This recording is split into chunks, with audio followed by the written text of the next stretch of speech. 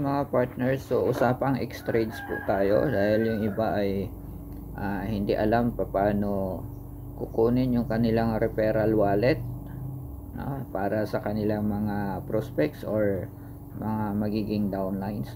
So pag nasa X-Trades na tayo, i-click lang natin itong menu, itong tatlong guhit. Guhitan natin, mag-drawing tayo.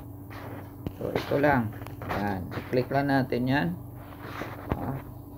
So pag click natin, punta tayo sa community. Dito sa community, then i-click natin yung invite.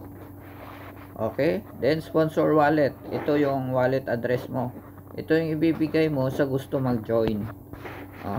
I-copy mo yan at i-message sa kanila para yon ang i-copy paste nila doon sa referral wallet address para sa sponsor nila.